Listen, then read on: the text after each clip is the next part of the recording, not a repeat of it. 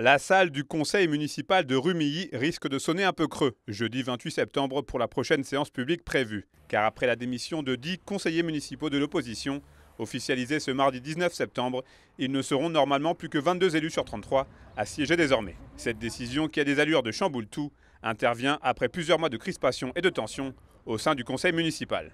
Nous avons axé notre campagne sur des valeurs humanistes, des valeurs où l'humain était au cœur du dispositif. Aujourd'hui, au conseil municipal, c'est l'autocratie d'une équipe. Que l'on donne notre avis ou pas, ça ne change rien. On fait fi de notre présence et donc là, c'était de trop. Et nous avons décidé donc de quitter cette instance. Vraiment parce que non-respect de notre personne, non-respect de nos idées, de notre travail. Ce sont donc 10 membres des listes arrivées 2e et 3e, derrière celle du maire Christian Esson en juin 2020, qui ont souhaité quitter l'instance. Et les griefs à l'encontre du premier magistrat de la ville sont légion. C'est-à-dire qu'on annonce à grands coups de communication des choses qui vont être faites. Je pense à la déviation, tout simplement.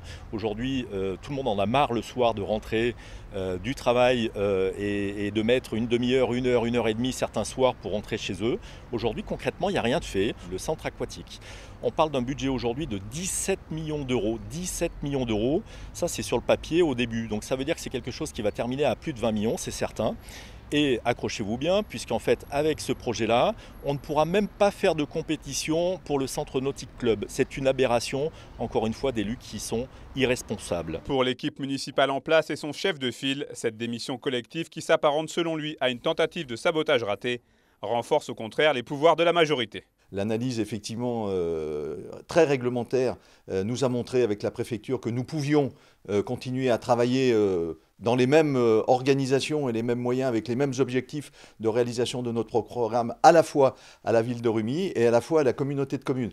Et puis deuxième niveau effectivement d'incompréhension de cette organisation, c'est que finalement la volonté de l'opposition était de nous supprimer et de nous enlever nos pouvoirs.